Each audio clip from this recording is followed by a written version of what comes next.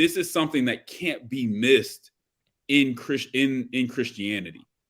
If we go around and we preach and we tell people what to do and we become hypocrites because we want to harshly hold up these laws that we can't hold up ourselves, then we're missing what the gospel really means, especially in this day and time.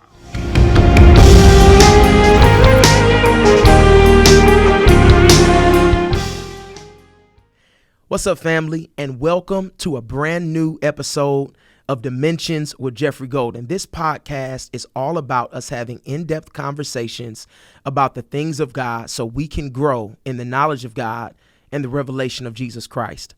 Listen, the conversation we're going to have today, I believe, is absolutely critical. Here's the question.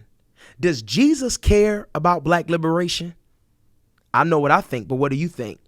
We have some incredible conversation partners who are going to be sharing their wealth of knowledge and wisdom with us today. So without further ado, let's go into the conversation. All right, family, I am here with two incredible people who, if you do not know who they are, you need to know who they are. I believe that they are absolutely at the vanguard of political advocacy, civic engagement from a specifically Christian perspective, from a Black Christian perspective.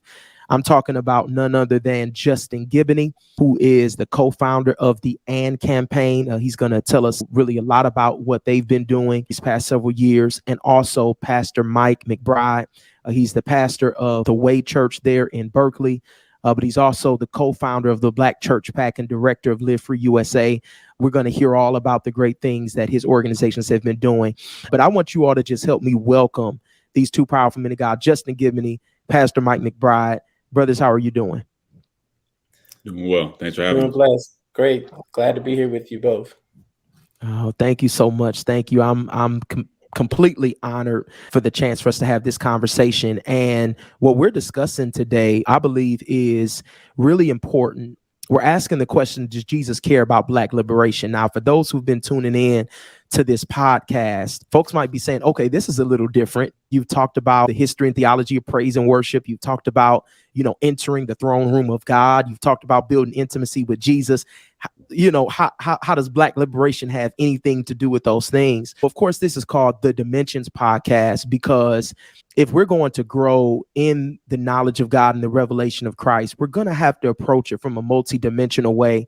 Yes, God is spirit, but he is God overall. And so every aspect, every piece and parcel of our lives, of our families, of society, everything ultimately is accountable to the kingship of Jesus Christ. There is, I believe it was Abraham Kuyper who said something to the effect that there is no square inch in all of heaven and earth that Jesus does not shout mine, this belongs to me, over those things. And so, yeah, we've been talking about worship. We've been talking about prophecy and things of that nature, but we've got to talk about the political. Revelation chapter 1 calls Jesus the ruler of the kings of the earth. In Daniel chapter 7, we get this revelation and this picture of one who's like the Son of Man. And he is, in fact, the political leader of the universe. That is his role. Revelation 19 calls him King of Kings and Lord of Lords. And sometimes I think we look at those titles and we over spiritualize them, not recognizing that there are very real, natural, practical, political, governmental implications for what it means for Jesus to be God and King and Lord. And so we're going to talk about it today. Does Jesus care about Black liberation? Does Jesus care about the plight of the poor? Is Jesus concerned about the things that our generation is concerned about? Because there's been a lot of folks, millennials, Gen Z, who have been turned off by the church because they haven't seen the church caring about the issues of Black liberation. So we're going to kind of take it back and say, well, what does our faith say about it? Ultimately, what does Jesus say about it? And now what is the church to do about it in light of that? So that's kind of the direction for our conversation today. But before we really dig into that, I want to hear more about these two incredible conversation partners that we have.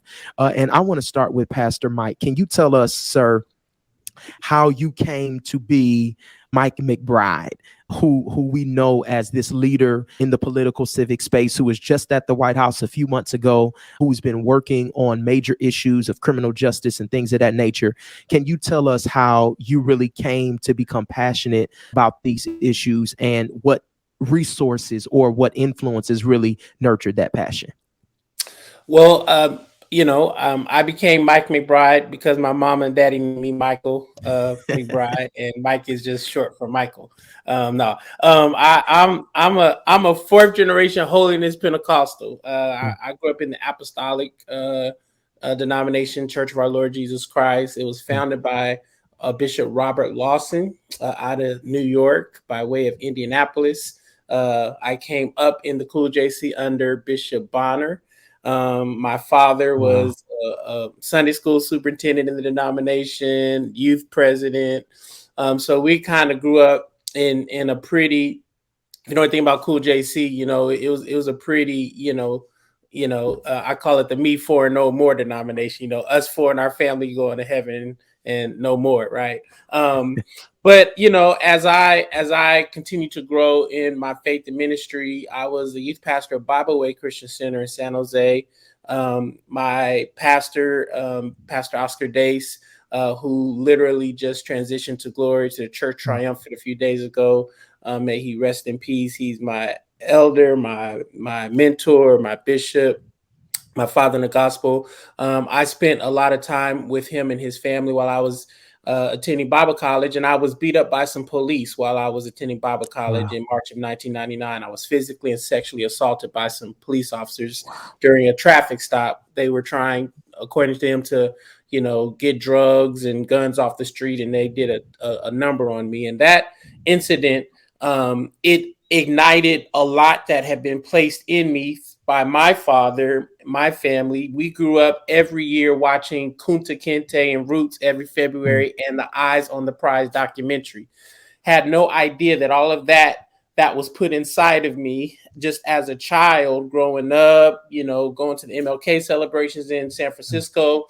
Once I got violated and beat up by the cops, and my young people who I led our youth group in San Jose, they told me that this happened to them all of the time, either being beat up by cops or experiencing violence in their own communities.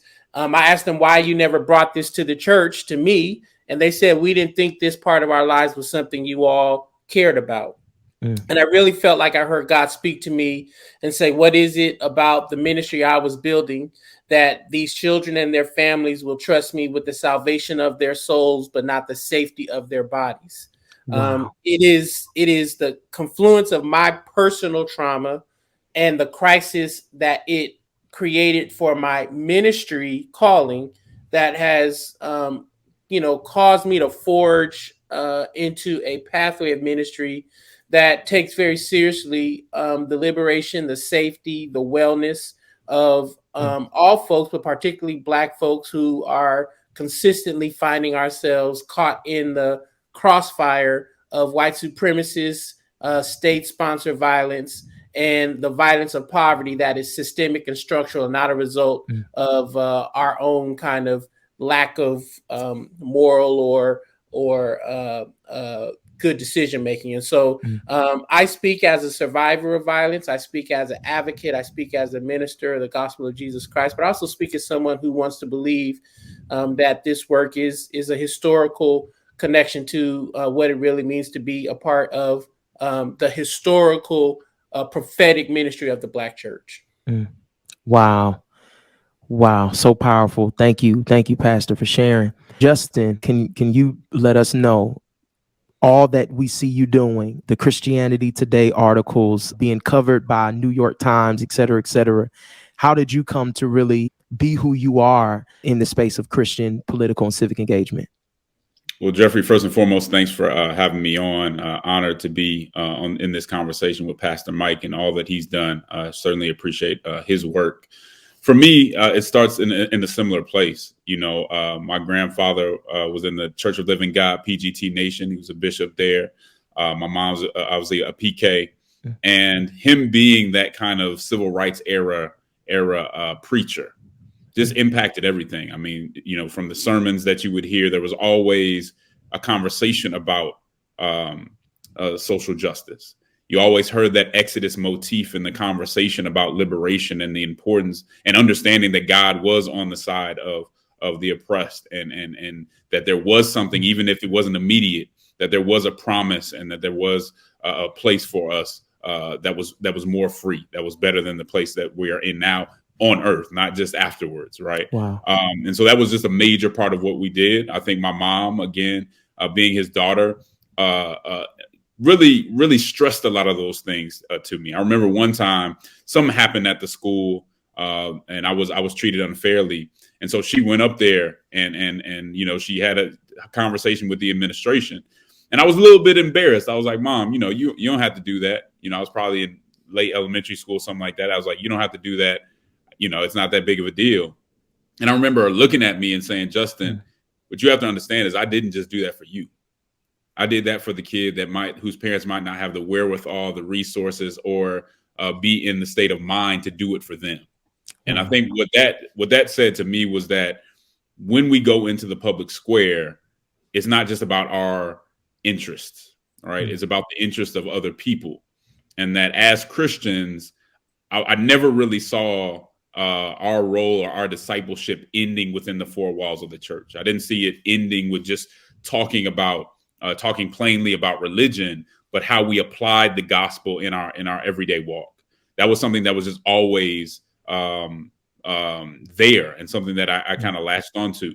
So, you know, I go on to college, get out of law school, and I move to Atlanta, and I go into politics.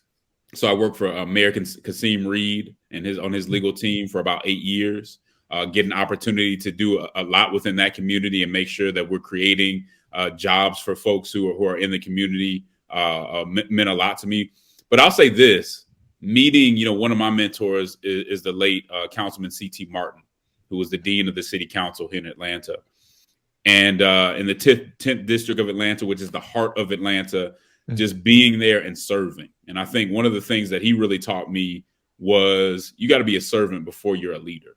And that we are here not just to walk around and have all the pomp and circumstance, but to really know and understand the people who are hurting. I think one of the things that we run into today, and this may be the case with some of the audience may be aware of this too, is that sometimes we come out of these academic bubbles and we have our degrees and we think that we've accomplished all these things, and maybe we have, but we still need to touch the people. And I think sometimes we lose that common touch once we get out of that academic bubble, and just understanding that the gospel, you don't need a PhD to understand it, right?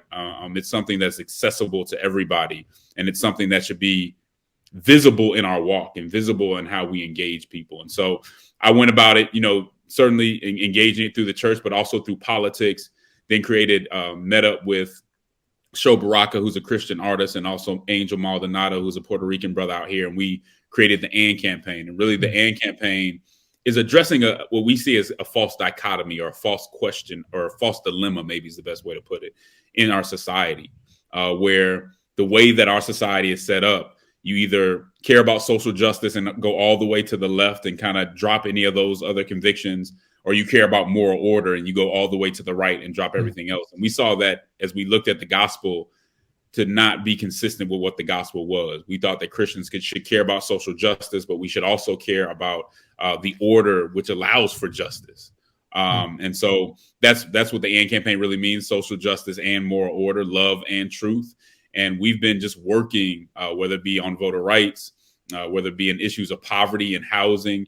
We've been working to bring Christians and churches, especially folks who haven't really engaged, into these issues with an understanding that to love your neighbor isn't just about words, that it's about self-sacrifice. And that self-sacrifice needs to be within your sphere of influence around for human flourishing. Wow, man, so powerful, man. Thank you for sharing. And I was going to ask about the AND campaign, and I'm so glad that you shared, because the work that you all have been engaging in is really powerful. Briefly, could you share with us, you all did something a couple years ago during the pandemic the prayer and action justice piece that you all did, and you brought together so many different Christian organizations who you would, look at the list and say they would never ever be signing something together. But we're coming together really around this understanding of the heart of God pertaining to justice, really particularly criminal justice. Can you share a little bit really about what that prayer and action justice initiative was that you all were working on? Yeah, so obviously during the pandemic, there was a lot of racialized violence that was happening. And one of the things the AND campaigns tries to do, even though we're coming out of the Black church tradition, we try to reach out to everybody. We try to say, hey, this is one body. Let's try to make it that and not be kind of like the Jonah and Nineveh situation. And so you got to give people a chance to engage before you say that they won't do it. And so what we did, we started off with the Churches Helping Churches challenge, where we wanted to raise money for a lot of churches. A lot of my friends who had small Black churches were wondering, were they going to make it through the pandemic? And so one of the things that we did was we raised about $1.5 million for churches all over the country so that they could survive the pandemic. The interesting thing about this was that we were raising money from people who may not vote the same way that I do or the way that Mike does, but they were willing to engage, and we were able to raise those funds and give away those funds with no strings attached. What we didn't want is a situation where you give somebody money and then you tell them you micromanage how they do, and if they're not fitting in your culture, then somehow everything breaks apart. So that's the first thing that we were able to do during the pandemic. Along with that was the Prayer and Action Justice Initiative. We heard so many times, people saying, okay, yeah, we hear your prayers, but what about that? What comes after that? That's not a big deal. What comes after that? And we were kind of responding that to say, no, prayer does matter. Prayer changes things a lot more than I personally can change anything. But we do need to act. That we have been given the ability, and there have been things that are placed in our sphere of influence that we can impact. And so we were able to get a number of churches. The Kojic Church signed on. Just a lot of folks who you wouldn't think might get involved. So the National Association of Evangelicals and others all came together to say, this is wrong. Like not holding any punches. The Bible says that we should not treat each other this way. The Bible says that the church needs to get engaged to prevent this type of violence, this racialized violence, especially coming from the government and the people who are supposed to protect us. And so that was a great initiative where we were able to come together, have some prayer, but also start having conversations and some advocacy when it came to juvenile justice and things of that nature, so that we're getting Christians who usually might not touch those issues, who usually may just want to stay in the church, to say, nah, this is all connected, and we can't ignore those people outside the church if we're really going to disciple and love them. Wow, man. Awesome. Thank you so much for sharing, because I think as we ask the question, does Jesus care about Black liberation and what is the role of the church? Something that we're going to get to as we kind of just continue on in this conversation is, what's the role of the white church? What is the role of the evangelical movement, as it were, within the United States, which many would say have been very much complicit within Black oppression? What is their role within Black liberation? So I definitely want to touch on that. So thank you for sharing about prayer and action. Powerful thing that you all were doing there. So Pastor Mike, could you share with us some about how did the Black Church PAC come to be? How you came to work within Live Free USA, and just some of the things you've been working on over the last few years. Sure. So the Black Church PAC was started. Literally, there was a conversation that was had with myself, a couple of young strategists, young folks who are strategists within a lot of particular space. I met a few of them at the White House or at the Democratic National Convention, who were frustrated with the way in which Black churches were not particularly being resourced or given more than ceremonial positions and access into building political power that could impact and help elect candidates. this became a real big passion of ours. Folks whose names include DeWanda Thompson and Tristan Wilkerson, and a number of other folks.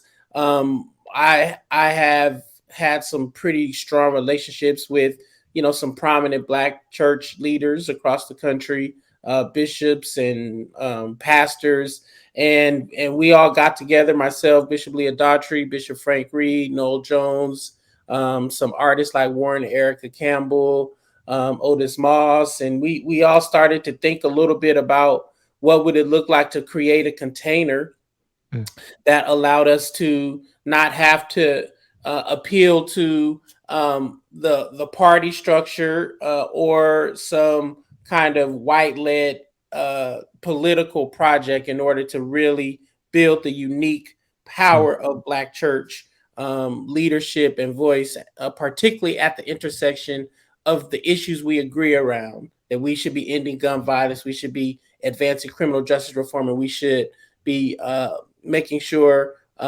voter suppression and or the access to voter rights was not being hindered.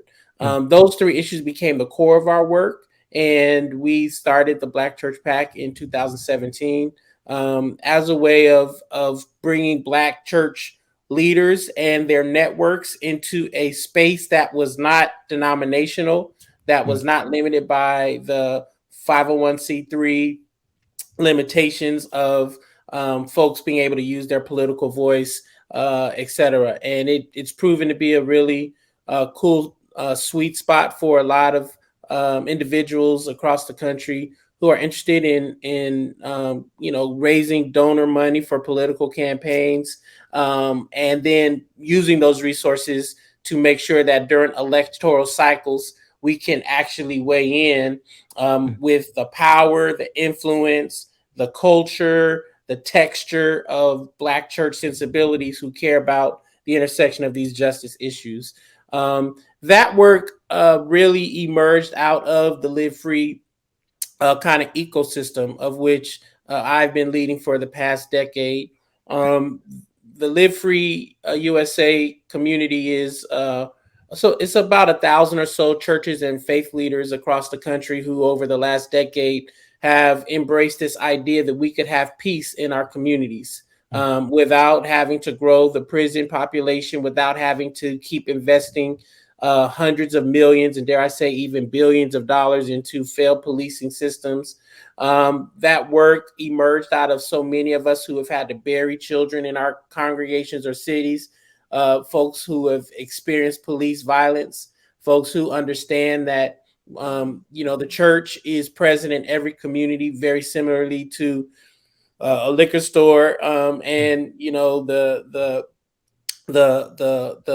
the challenges that are literally on every block in every community. The church is present. What does it look like to make sure the church is seen as an outpost of healing, of freedom, of justice, of advocacy around these issues we care about the most? And so we've been building lots of organizing power. We hire community organizers to organize churches, directly impacted individuals and loved ones, to literally scale up public health related gun violence prevention strategies, to secure local, state, and federal tax dollars to support that. We believe that if a city has a funding stream for police, there needs to be a funding stream for healing and peacemaking. If there's a funding stream for prisons, there needs to be a funding stream for formerly incarcerated and or directly impacted loved ones who used to be caught in violence to have jobs to help do violence intervention and resolve conflicts without the presence of guns, weapons, etc. Mental health strategies need to be radically scaled up in Black and Brown communities. And so our work is to help train pastors and clergy and congregations on how to leverage their institutional power in the city to be able to impact that with mayors and city councils, and then keep going higher and higher to the legislature and their states and their governors, and even to their congressional representatives, and even those who are elected at the presidential level. And so our work is about organizing. We build power, we change policies, we shift people's hearts and minds related to the viability of Black life, and we take it very seriously that Black folks are going to have to really prioritize the salvation and saving of our own people, because quite frankly, no one else has proven that to be a priority in their political projects, regardless of their political affiliation or their claims to Christianity or whatsoever. It has to be a priority for us to really do that. And I think we have to be organized in order to really make it happen. Wow. What's up, family? Listen, I have some really exciting news to share with you. On April the 26th, 2024, I'm going to be releasing my brand new full-length album. It's called Night Vision. We've been talking about the kingship of Jesus Christ here on the Dimensions podcast, but now I want you to have a soundtrack for it. I can't wait for you to hear this album for yourself. It's inspired by Daniel chapter 7, where the prophet has a vision of the kingdoms and empires of the world, but then he sees God, the Ancient of Days, take his seat in the heavenly courtroom, and he transfers the powers of the kingdoms and empires into the hands of one who looks like a son of man, one who we find out in the New Testament is none other than Jesus Christ. He is King of Kings. He is Lord of Lords. And even in the darkness of our world, he is worthy of our worship. And that's what the Night Vision album is all about. So listen, put it in your calendar, give yourself a reminder, set an alarm, whatever you have to do, because I believe that on April 26th, God is going to give you night vision.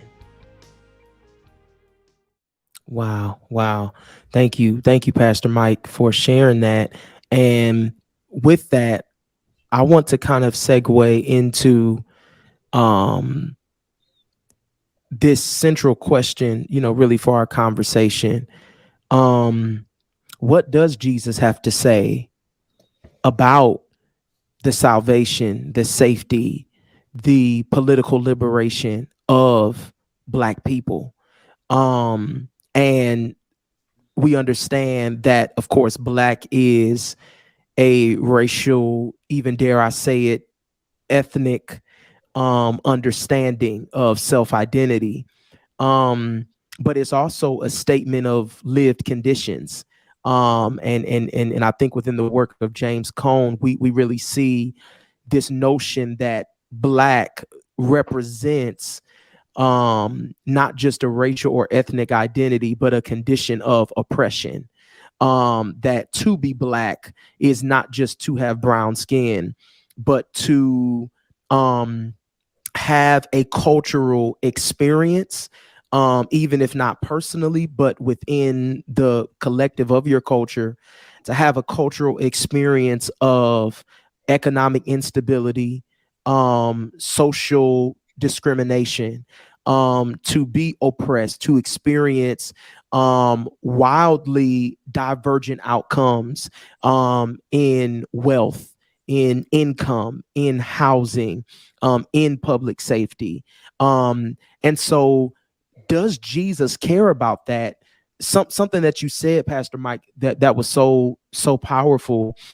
You said that God was showing you that there is a people who would trust him for the salvation of their souls, but not the safety of their bodies. Why is the safety of their bodies? Why is the liberation of their socioeconomic or socio-political condition? Why is that important to Jesus? Is it important to Jesus? Does that matter to the gospel, right? Because there are many people who say, well, you ought not be worrying about political stuff, just preach the gospel. So why is that part and parcel of the gospel? Well, I mean, herein lies the rub, right? I mean, I think we have to acknowledge a whole number of assumptions that get us closer to this answer. I am certainly someone who believes that it's a resounding yes, that Jesus cares about the liberation of all people, particularly those who are marginalized, disenfranchised, those who are finding themselves, as Howard Thurman says, with their backs against the wall. I think that it's super important for us to keep reminding ourselves that scripture and certainly the history of the Christian faith has been racialized by Western Euro centric theologians and churches that have tried to, I think, use the Christian faith to provide moral cover for their mendacity and their imperialism and their exploitation. Now, we need not erase the first 100 years of Christian faith, which found its root and its life in the cradle of Africa, right? The parts of Carthage is in Egypt. Like Athanasius, an early church father, was called a black dwarf. It wasn't because obviously he was short, but he was also a dark skinned person. Like they're the early church father, Tertullian. These individuals, if you read our history of the Christian faith, are dark-skinned or brown-skinned African people. And that has been erased intentionally by actors throughout the Christian faith or history who I think want to, rob the kind of cultural significance and resonance of this faith. And so I think it's really important to reclaim that history. I also think it's super important to keep, saying to ourselves that white evangelicals and the European Western church does not have a monopoly on Christian faith, on theology. There are expressions of Christian faith throughout the world that do not adhere to these kinds of notions related to hierarchy, human hierarchy, racial hierarchy, gendered hierarchies. You'll find lots of expressions of Christian faith that if we looked at through our kind of acculturated eyes as, Western American folks, we may not find that to be Christianity. You'd be like, man, I don't know what y'all doing over there, right? Right here in Berkeley, there's a congregation that's Ethiopian Coptic church, and they look like they're Muslims. They burn incense. It smelled like weed and stuff outside their church. And I used to walk by and be like, man, what is that? Until a few started coming to my church, because they Habesha people, they start coming to my church.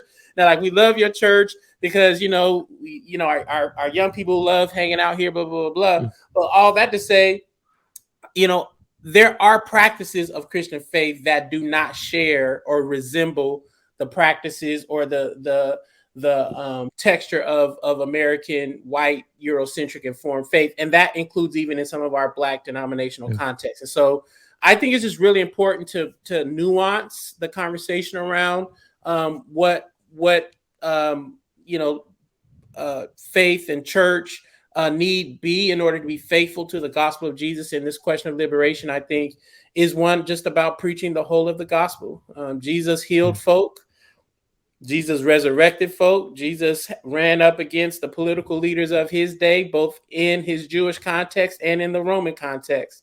And that in and of itself, I think, should force us to ask ourselves, are we making political leaders and systems uncomfortable by the way we follow Jesus? And if we're not, if we're only using the political systems to benefit ourselves, to enrich ourselves, to uphold the powerful, to align ourselves with those who are violent and who continue to erase the humanity and tear up creation, then I think we can make some reasonable conclusions that we may not be aligned with the message, the mission, and dare I say the impact of Jesus in the world. And I can go on and on, but I'll stop because I have the gift of going on and on. Man, no, we needed all of that. So thank you. That's so powerful, Justin. I want to pitch that same question to you. How are we to understand the heart of God, the mind of Christ, as it relates to issues of Black oppression, Black liberation, the empowerment of the poor? What does the gospel have to do with all of that?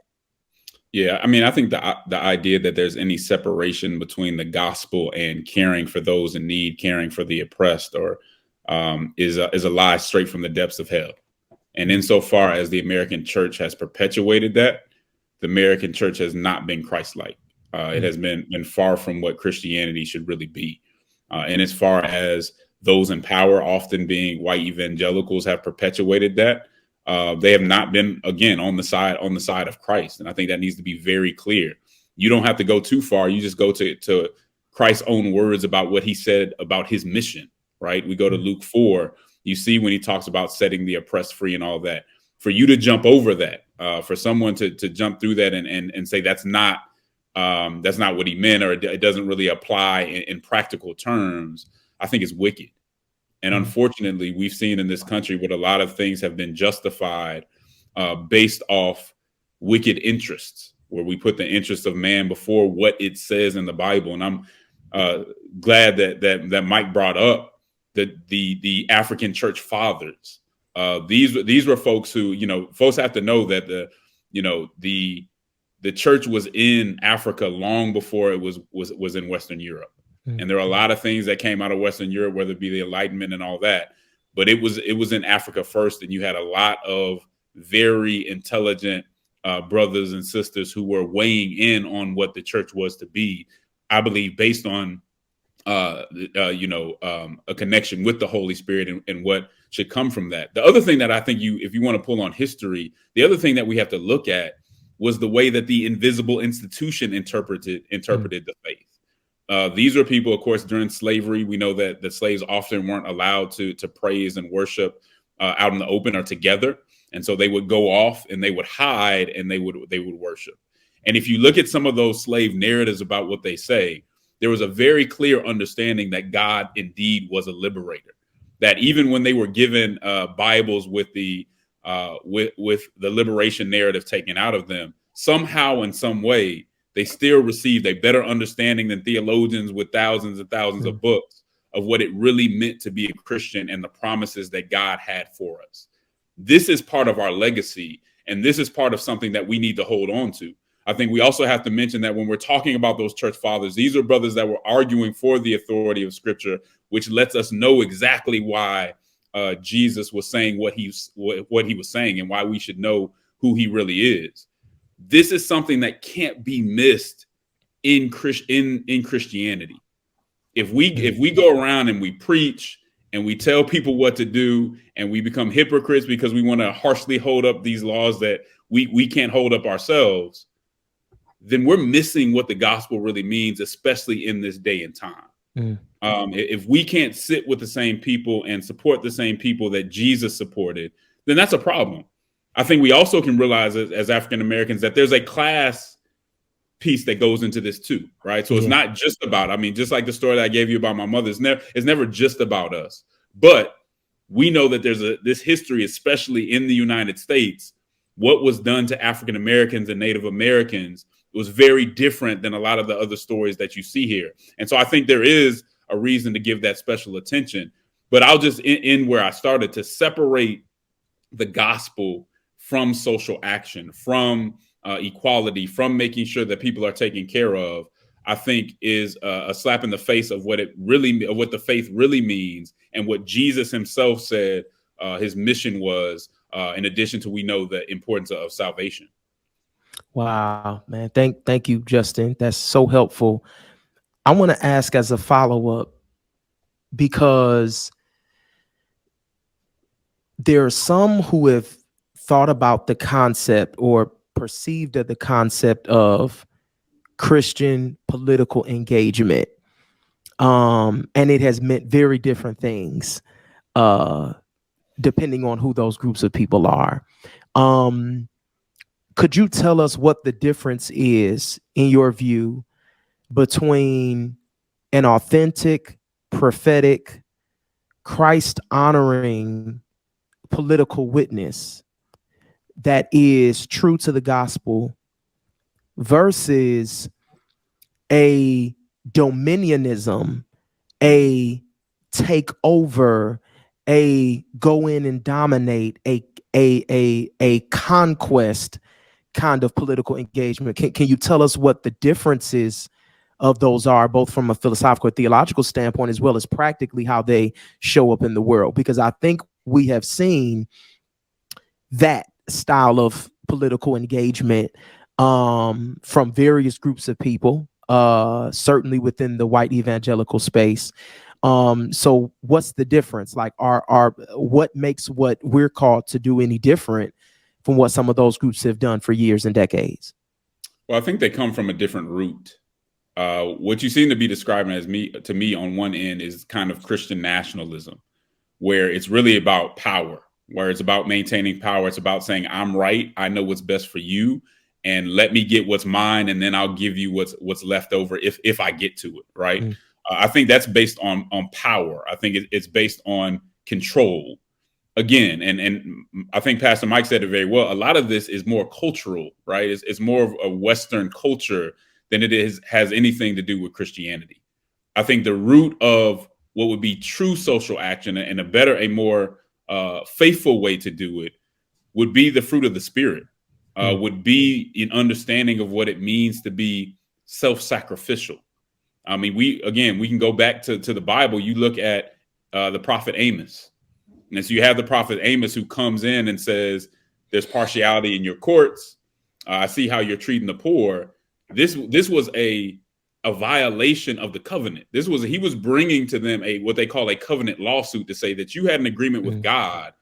Part of that agreement with God was that you would treat people right, that your courts would be impartial, that the poor would be treated fairly and be taken care of. This was your agreement with God. So the only agreement with God wasn't about sexual immorality and all that stuff. Part of the agreement with God was about poverty, was about how people are treated in your courts. He's saying this is a violation. This is a breach of that contract, and there's consequences to pay for that breach of contract. So I think when you have Christians who try to say what it means to be a Christian is only to care about abortion and to go in on abortion, whether or not we provide any other services for people. That's what it's all about. And everything else is Marxism. Everything else is not really Christianity. Again, either it's biblical illiteracy or it's malicious, right? Or it's something where somebody knows better, but they would rather do what they want to do. And I think those two, the true Christianity and what you see from Christian nationalism, couldn't be further apart in regard to their impact on society. And so I think we always have to make sure that, and this is one important point too, make sure that we don't judge Christianity off complete distortions of Christianity. A lot of people, and even myself, when I went off to school and all that stuff, I got to a point where I said, I'm through with this because I see what these folks over here did who said they were Christians, and I don't want to have anything to do with that. But I would warn people and say, well, judge Christianity, number one, off what you read about Jesus and also of what it should be. Even in the Bible, you have people who say they are part of the faith that aren't doing anything near what we should do within the faith. So just because something has the label Christian doesn't mean that it in any way lives up to what it really means to be a part of the faith. And I think you see that in the distinction between a Christian nationalism and an engagement that is more about self-sacrifice than it is about power. Wow. And let me ask this, Pastor Mike, because Justin said something that I think was really key a few moments ago when he started talking about the importance of class in this conversation of liberation. And I think that class has even something to do with even the notion of how we do theology, because sometimes our social location is a lot more informative for the way that we think than maybe we give it credit for. And so I think there is a need, a necessity for those who are in positions of socioeconomic or political power, be it by nature of their, racial location, their economics, whatever it might be, to critique their theological understandings through engagement with voices from different social locations, right? Because even when we talk about the notion of liberation theology, and of course I am not a wholesale proponent of liberation theology from the standpoint of all of its particular emphases. But I think the notion of the understanding, right, when we look at Latin American liberation theology, when we look at Black liberation theology, when we look at even liberation theologies that have also really risen even out of South Africa and other places in the world, I think the theological understanding that Jesus is the God of the poor, that he is king of the poor, that he is God of the oppressed, that he is the Lord who does not just see oppression from above and judges it, but actually became one who was oppressed. And that because of that, there is an identification that Jesus has with those who are disadvantaged, who are oppressed, who are under-resourced.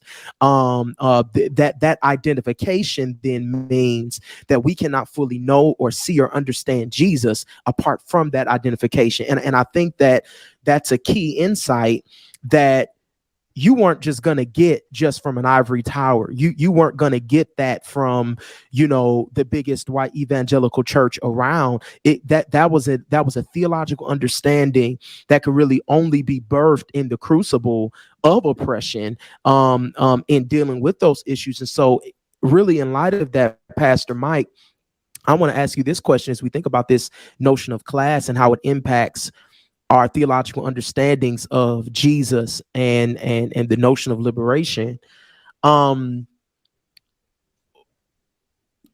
What role has the Black church played, or let me ask it this way: has the Black church played a role in the perpetuation of Black oppression? And what role is the Black church to play in the liberation of Black people? Yeah, well, I think we have to again keep reminding ourselves that the church, even at its best, is a collection of individuals with lots of human frailties, lots of double-mindedness. Even at our best, we can still allow our worst to sit right alongside us. So we don't operate in this world from a pure place. I've tried to move away from the binaries of, heresy and truth, and invite us to think in ways like faithfulness. Not because I believe truth is subjective, but I do believe that we are all always, having to ask ourselves, am I being the most faithful follower of Jesus that I can be? People can make claims about truth all day. Like, I would argue that so many folks may hold a very true articulation of the Trinity, but are you being faithful, a faithful Christian, even with your true articulation of the Trinity? You may be able to describe the Christology in a way that will never get out of line with the historical descriptions of the Christian faith. But are you being a faithful Christian? Can you have right belief and still need to be more faithful? And so I do believe the Black church in particular has been a source of liberation, but also at the same time a source of lots of harm and pain, and dare I say some oppression for a number of different folks. And that is not because I don't like the Black church. It's because people in the Black church who are finding themselves experiencing harm say that themselves. So if you're a woman in the Black church, a Black woman would say, yes, the Black church has been a great source of my liberation, and also it's been a source of my oppression. If you are a queer person or a same-gender loving person in the Black church, they will say, yes, I would not be able to vote in this country if it wasn't for the civil rights movement that emerged out of the Black church. But there is a certain, practice of Black Christian, politics or polity that, create some harm and some oppression in my life.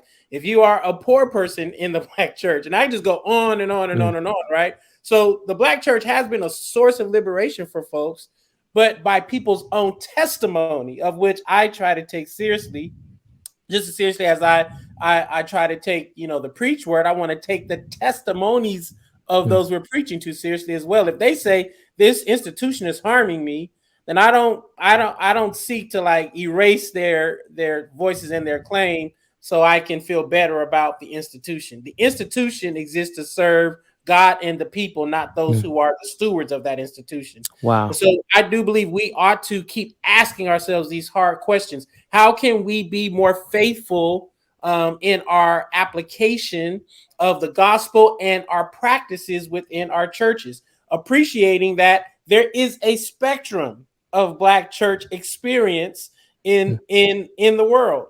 There are those who hold to more conservative ideological commitments. There are those who have a hybrid of those things, and I would argue that the overwhelming majority of Black church folks live right smack in the middle, depending on which part of your life don't fit in the conservative ideological commitment. Somebody say amen. And then there are folks who are very what we call progressive and liberal. And you know, like I said, where I grew up in my conservative leaning church, none of the folks who were in the middle or in the left side of the Black church was even going to heaven. Like we didn't even fellowship. I wish I could talk to somebody. We didn't fellowship with the Baptist folks because they smoke and drink. We didn't fellowship with the Kojic folks because they didn't baptize in Jesus' name. We didn't fellowship with the Lutherans because, you know, that sounded too weird. We didn't fellowship with the Catholics because they believed in Mary. Now I'm in fellowship relationship with all these different parts of the Black church, and I see Jesus. Wow. Everywhere I go, I can see Jesus. Now, can I call us all to more faithfulness? Absolutely. But we need not fall into the fundamentalism of evangelical white Christianity in order to help us make sense of our call around what it means to be for liberation and continue to press ourselves on that fact. I think the way we do this more faithfully is we bring more women into this conversation. We should have a woman speaking in this space. We bring more queer folks into these conversations. We bring more folks who are poor. We bring more folks who are from the diaspora. We bring more voices and not feel the need we have to always agree on every fine point in order for us to have a conversation, right? Because I would argue you don't agree with yourself half the time, right? So, you know, why must I argue for agreement across this spectrum when faithfulness is about unity? Jesus said it like this: I pray that you may be one as me and my Father are one. In the Trinitarian kind of, you know, context, unity did not mean uniformity, right? It meant a perichoretic relationship, a deep overlapping, right, of life together. And that ought to be, I think, the way we move forward in liberation. Not agreement as a prerequisite, but a commitment to unity and love and charity and curiosity, and above all, safety, you know, protection, particularly within our context in this white nationalist society. Man, that's really powerful and I think really helpful. And I see even a common thread from something you were sharing and something that Justin was sharing, both from your context within Live Free, as well as Black Church Pack, and just within your context with AND Campaign and Prayer in Action, that you both have seen what it is like for different groups of people, both within the Black church as well as just within the church in general, who might have deep disagreements on a lot of different things, being able to come together, not like a synod or a, you know, theological council where we have to resolve all the issues that we have and all the disagreements that we have, and we've got to come out of this with kind of one united view, but rather we agree that Jesus is Lord, and we agree that something has to be done about this issue.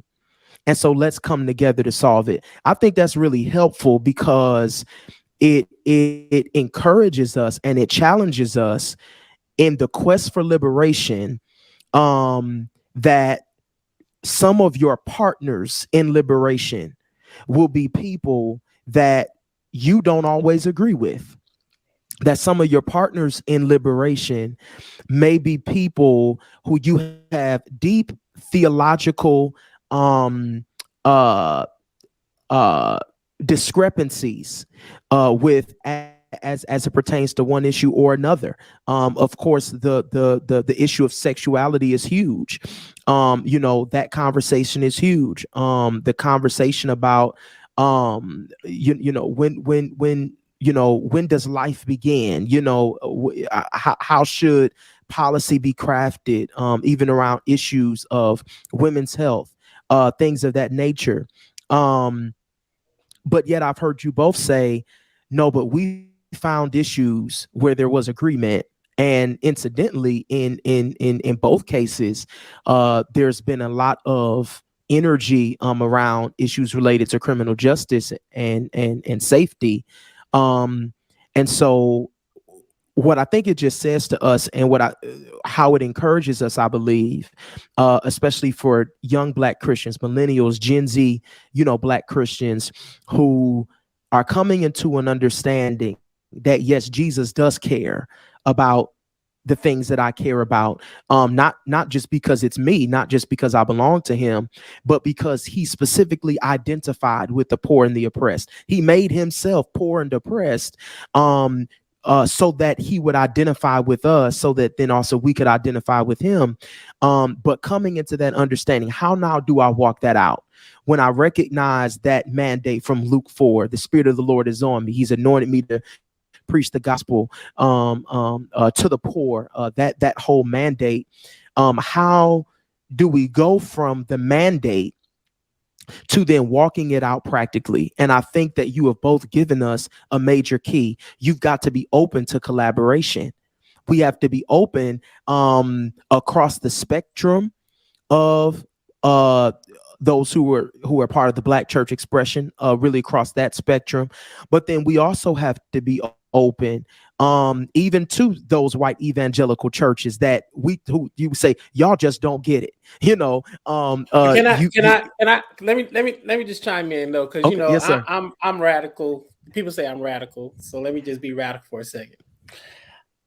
I think that we spend too much time with white evangelicals in our head. We are overly preoccupied with what they think, what they will say. Will they approve us? Will they invite us to speak at their conferences? Will we get their awards? And we mute the liberation of our own communities, our own children, sons, daughters, grandparents, etc., because we don't want to be deemed as being outside of the white evangelical normativity of both practice and theology and doctrine. White evangelicals know what racism is. They know what oppression is. To act as if they are befuddled. Oh, I need Justin. I need Pastor Mike. I need these people to help educate me about this issue. To me, is protecting white naivete. There has not been one day in this country's history where white Christians have not been aware of their complicity in the destruction and killing of Black bodies, to the point where many of them used to be part on the chopping block with us. Like, there's lots of books that say like how Germans became white, how Irish became white, how, they weren't considered white when they first got here, but they have chosen to integrate into this kind of white culture and power structure. And so I just always want to challenge us as the Black prophetic church, or just Black folks, like let some of these people keep them out your head. We have always had to make sense of our life in this context on all of these issues, ranging from human sexuality to how do we deal with the protection of Black women's bodies, whether it's from birth to their death. How we deal with our own internal divisions and challenges around class, around gender. This has always been a part of our history as Black people in this country. It didn't just start because in the 1970s, all this money flowed into, Roe versus Wade, political projects that now we find ourselves overly preoccupied with, or because human sexuality all of a sudden became an issue in the last 20 years. When in the Black church, our sexuality has been fractured since we got here because we have been constantly raped and pillaged, and our families have been destroyed by sexual violence as a result of our chattel slavery in this country that was largely superintended and upheld by white Christians, right? So I just always want to invite us. Yes, I love the scripture and the kind of texture of Christian faith that finds resonance with some of our white, evangelical Christian folks in this country. But when it comes to liberation, when it comes to a political project, we ought to keep these people out of our heads. They love charity, but they hate justice. And so I'm to the place where I'd rather you keep your charity if you don't want to give us justice, because your money often comes with strings attached, right? You want let me you want let me weigh in. Let me proximity weigh in with us, but you don't want to fight for justice and liberation with us. And that's my radical bent. Now I'll become a little bit more Martin Luther King-ish. I don't honestly, I don't think it's all that radical. I think it is radical. I think a lot of people would agree with you. I think there's a critical mass of brothers and sisters, especially in our generation, that would agree completely with you. I often tell folks that there's a big difference between justice and charity. Charity, you can give as much as you want and stop it when you want to. Justice is a God standard. And one reason that I think a lot of folks, including white evangelicals, don't want to give justice is because justice forces us to have a conflict with self-interest. And charity doesn't make you have a conflict with self-interest. So there is a big issue there. I would say this too. I would say generally, I believe that a lot of white evangelicals do know that what they're doing is wrong, and that it needs to change. But I also, just in my experience, I can't throw away that I've seen people's opinions change.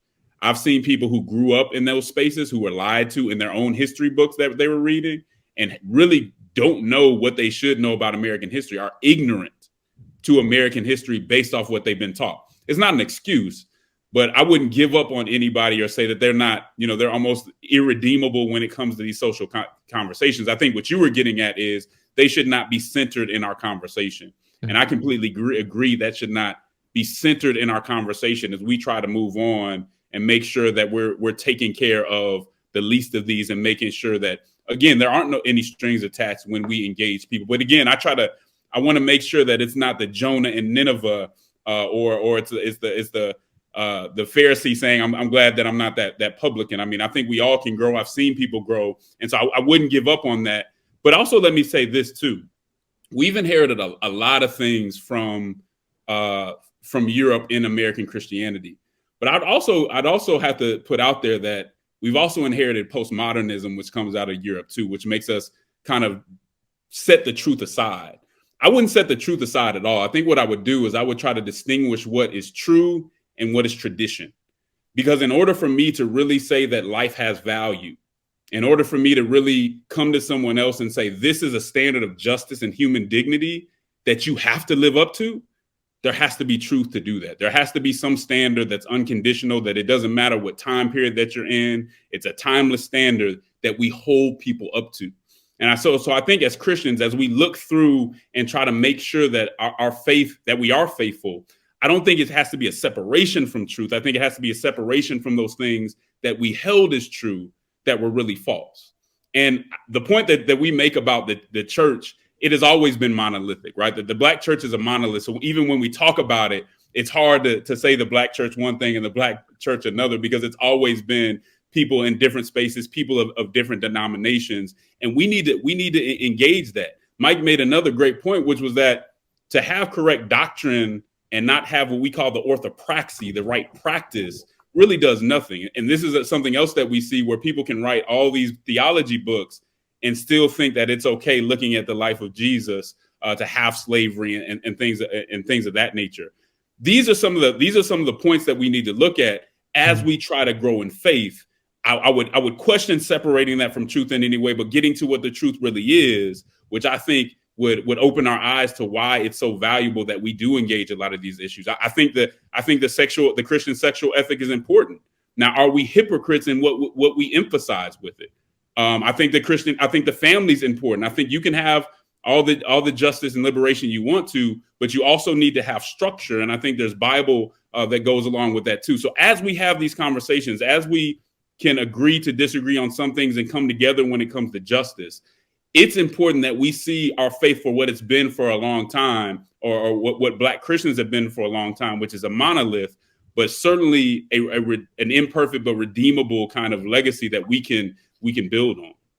Wow. Well, this is where I think there may be. This is why I think the conversation among Black Christians needs to be intentional, because I do think that there are many that would push back on some of these ideas of truth as they're being talked about, not because of the idea that truth is unknowable, but the idea that where we are situated in the world largely informs how we articulate truth, right? Sure. Sure. And so if truth if my notion of truth is allied with power, then it can be forced upon many people who may not be situated right?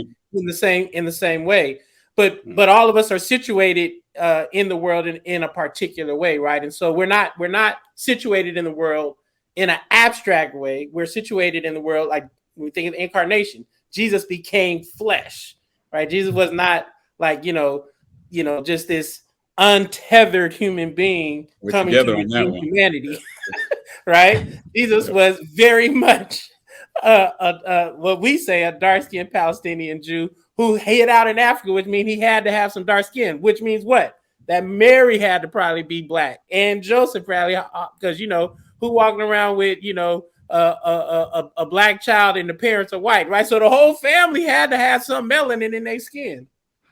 That kind of articulation of what I would say is true is not held to be true by so many people. And you look at that, by the way, icons and pictures and stuff, which then inform the way people understand the faith. And so all I'm saying is the conversation within our own context has to become just as important as the action, because what we believe will very much inform what we do, and vice versa. And too often we take, I think, prepackaged evangelical theological assumptions, and then we attach them to all kinds of notions of politics, of practice, of even our own personal kind of convictions, and then it all gets jumbled up, and it's not interrogated. And in that way, I do believe our work, particularly as theologians, as pastors, as activists, as songwriters, artists,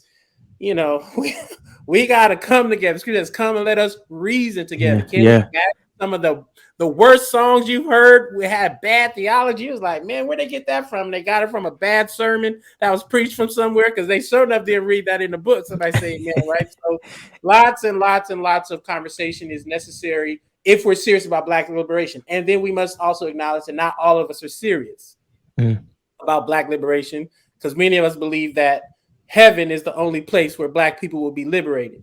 And so we just live to live again and think that Black liberation only happens in heaven. That's a theological choice that some folks are making as well. Wow. So powerful what both of you have been sharing, even in the tension of views. I think there is beautiful clarity that is offered to us in this moment, because I think when we talk about this notion of truth, and it's very important, even when we think about Christ, right? In the beginning was the Word was with God, the Word was God. The Word being the very revelation of God, the Word being the way that everything that is not God can know God through the Word, who then becomes flesh. And so there is this notion of universality, but also particularity that are held in tension in the person of Jesus Christ, because he is a particular dark-skinned Palestinian Jew, while at the same time he is not the house of the universal word, but in fact is that word. And so I think then within our Christian emphases, but more broadly, just our articulation of the faith, our understanding of the faith. I think there is always the tension of let God be true and every man be a liar. But then also, how does the truth of God work within a context? Because I would suggest that the relativism with which the white evangelical space has approached the word, or has approached the things of God, is extremely problematic. And I would agree with Justin that if we become too relative in our understandings, we end up doing some of the same things that they're doing, and there is not an appeal to something higher, right? So when these spaces, take America and superimpose it upon any biblical reference to Israel or any biblical reference to the church, such that, whatever God's promise to Israel is the promise to America, or what God's promise to the church is promise to America, because America is an extension or an agent of the church, whatever those philosophical underpinnings that ultimately reinforce oppression. It comes from a certain relativism that says that exalts my interest or my experience or my understanding to the level of that which God has revealed, versus a different alignment where even my experience and my life and my walk is meant to express and is meant to manifest he who is the word, the revelation of God. Or said simply,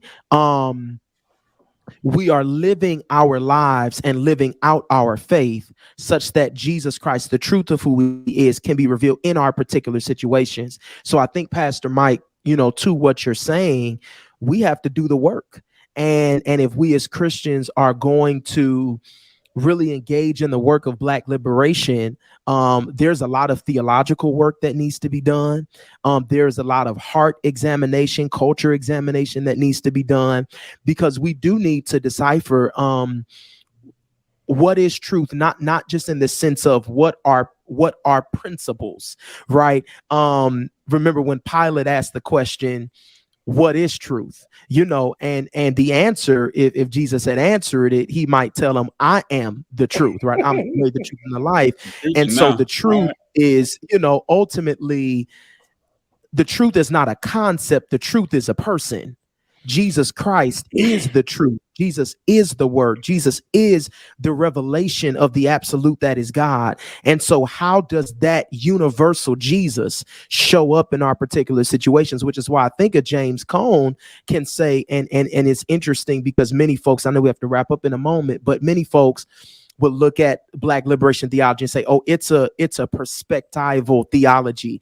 It's a, it is a part of multiple theologies, as if the theological expressions that were conceived of in earlier generations of the church automatically hold more weight than the theological revelations that are coming out of a Thurman or out of a Cone. But I would challenge that notion of perspectival theology to say, yes, these understandings arise from a perspective, but they're much deeper and broader than a perspective. And so I think that's what we have to discover, is what is it that God is saying that is arising out of these particular situations, but in fact is revealing something that's universal. And I think that that's how we then get that moral authority to be able to critique a system of oppression that says, no, you don't get to relativize justice in this case. You're wrong. The Lord rebuke you. What you're doing, the blood of Jesus is against it, and the person of Christ has no allegiance with the way that you have expressed his gospel, with the way that you have misinterpreted his gospel, with the way that you've lived it out in a way that's been contrary. So I think it's that beautiful tension of the universality of the word and the particularity of the word made flesh, where I think then we really get to that sweet spot, to that place where we want to be on how can we honor the truth, how can we walk in the truth, but recognizing that truth is not a list of concepts, but truth is in fact the person of Jesus Christ in all his divinity and all his humanity. And so I'm just sitting here like, wow, like this itself, did Jesus care about Black liberation? This can be a whole season, right? We could literally be here for hours and hours. I feel like we've barely scratched the surface of the conversation. But I do believe that a seed has been planted through the things that you all have shared, through the things that we've talked about. So I want to do just like a quick rapid fire as we close. And you all can think about it for a moment if you need to. I'm going to ask you two questions. The first question is this: who are your top three influences? They could be thinkers, political leaders, pastors. Justin, you mentioned someone already, but kind of who are those top three influences that kind of help to craft and shape your understanding of justice, politics, policy, and government from a Christian perspective? And I'll start with Justin. You said three? Yes, sir. Okay. I mean, it sounds cliche, but Dr. King and reading his work, it was amazing. I'll add somebody else in there that doesn't, that we don't talk about as much, but Gardner C. Taylor, if you read his sermons and things that he said, are right up there with it. Somebody else who I said was Councilman C.T. Martin, which is somebody close, somebody who I had those interactions with that really had an impact on me. And my Bishop Thomas Lee Cooper was a major impact on my life and the way that I approach social justice. Wow, man. Awesome. Pastor Mike. So many influences. Definitely Dr. King is my a primary source for a lot of the work that I do. My tradition, the Apostolic Cool JC tradition, had a really powerful fusion through Bishop Robert Lawson and Bishop Smallwood Williams, who was out of DC. And then I tried to, sit at the feet of the Black liberation spectrum. So James Cone, Kelly Brown Douglas, Emily Towns, these Black men and womenist theologians that hopefully challenge my uninterrogated assumptions. I think that'll be my series of sources, if you will. Wow, man, awesome. And last question that I want to ask, rapid fire question, is what do you all feel like God is saying to, and you can approach either from the Black church specifically or the church in America in general. And I think the other piece that we didn't, really get into is the notion of Black liberation from a Pan-African or diasporic perspective, which then sheds a totally different light on the conversation.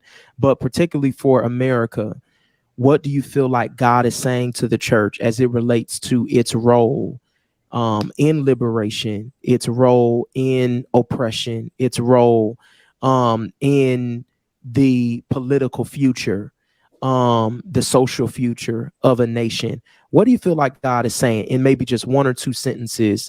And I'll start with Pastor Mike. Dr. King says that the United States government is the greatest purveyor of violence in the world.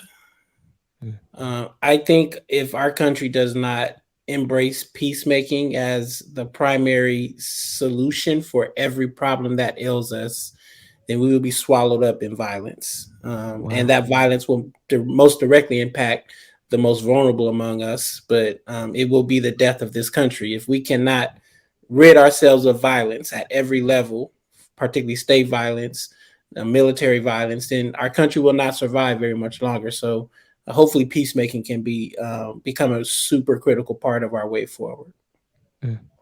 Justin? I think what he's telling us right now is the Black church in particular, and those who come out of that tradition, is speak for yourself, right? Speak from the word that I've given you, which to me means too oftentimes we get caught up in this dichotomy, which we didn't create, which is the culture war. where some folks are speaking on behalf of conservative ideology. Some folks are speaking on behalf of progressive ideology. On one side, you lose the compassion that we've been talking about in the social action. On the other side, you lose the truth and those convictions that keep people up and give you direction, even when you're free. Because once you're liberated, you still need direction. And so I would think, rather than us leaning on the conservative or the progressive, saying one is right or wrong or taking a side, to use the unique witness that he's given the church to say, no, he cares about love and truth, compassion and conviction, social justice and moral order.